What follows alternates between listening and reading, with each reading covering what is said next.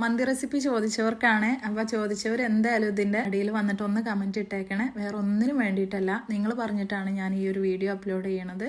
അപ്പോൾ നിങ്ങളെ കാണുമ്പോൾ എനിക്കൊരു സാറ്റിസ്ഫാക്ഷൻ ഉണ്ടാവും. ഓക്കെ ഗൈസ്, അപ്പോൾ ഞാൻ പറഞ്ഞുതരാം എങ്ങനെ വെക്കുന്നതെന്ന്. അരി വേവാൻ ആവശ്യമായിട്ടുള്ള വെള്ളം മാത്രം എടുത്താൽ മതി കേട്ടോ. വെള്ളം നമുക്ക് എന്തായാലും ഊറ്റിക്കളയാനുള്ളതാണ്. അപ്പോൾ ഓവറായിട്ട് എടുത്തിട്ട് മുന്നേ ചേർത്തിട്ടുള്ള ഇൻഗ്രീഡിയൻസിൻ്റെ മണവും രുചിയൊക്കെ നമുക്ക് അതിലൂടെ നഷ്ടപ്പെടും കേട്ടോ. ഏലക്ക, പട്ട, ഗ്രാമ്പു, ലീഫ്, ഉപ്പ്, കുറച്ച് വിനാഗിരി കേട്ടോ എന്നിവ ചേർത്ത് തിളച്ച് വരുമ്പോൾ നമുക്ക് അരി ഇട്ട് ഒരു 3/4% വേവിച്ചെടുക്കാം കേട്ടോ. ഞാനിവിടെ ഇന്ത്യ ഗേറ്റിന്റെ ബസ്മതി റൈസ് ആണ് എടുത്തേക്കുന്നത്.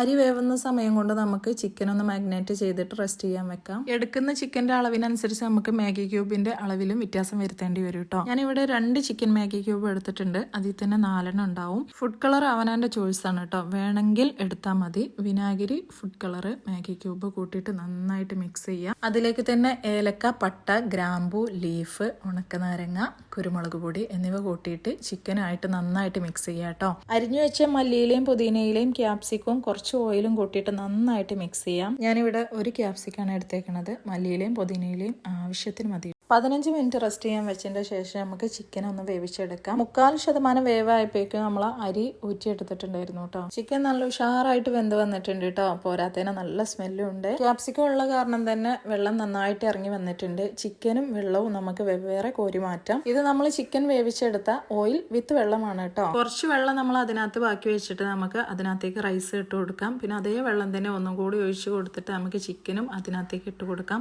എന്നിട്ട് അങ്ങനെ ലെയർ ആയിട്ട് അങ്ങനെ 2 തവണ ഇട്ട് കൊടുക്കുക കേട്ടോ. അപ്പോൾ പറയാൻ മറന്ന ഭാഗമാണ്, മാഗി ക്യൂബ് നമ്മൾ മിക്സ് ചെയ്യുന്ന സമയത്ത് അതിൽ തന്നെ അത്യാവശ്യം നല്ല ഉപ്പുണ്ടാവും. അപ്പോൾ ഉപ്പ് ഇനിയും വേണമെന്നുണ്ടെങ്കിൽ നമുക്ക് എന്ത് ചെയ്യാം, കുറച്ചും കൂടെ ഉപ്പ് കൂട്ടിയിട്ട് കൊടുക്കാം കേട്ടോ. അപ്പോൾ അങ്ങനെ നമ്മൾ മന്തി ഇവിടെ ഉഷാറായിട്ട് റെഡി ആയിട്ടുണ്ട് കേട്ടോ. നമുക്ക് ചാർക്കോളൊന്നും കിട്ടിയിട്ടില്ല, ഇല്ലെങ്കിലും നമ്മൾ മന്തി ഉഷാറാണ് കേട്ടോ ഗൈസ്. അങ്ങനെ കുറച്ച് ഡെക്കറേഷൻസ് ഒക്കെ നമ്മൾ അവിടെ ചെയ്ത് കൊടുത്തിട്ടുണ്ട്. അപ്പോൾ ഞാനൊരു ഫുഡ് ബ്ലോഗർ ഒന്നുമല്ല, നിങ്ങൾ ചോദിച്ചപ്പെട്ട് തന്നോന്നുള്ളൂ. അപ്പോൾ ഇഷ്ടപ്പെട്ടാൽ തീർച്ചയായിട്ടും സപ്പോർട്ട് ചെയ്യണേ. ബൈ.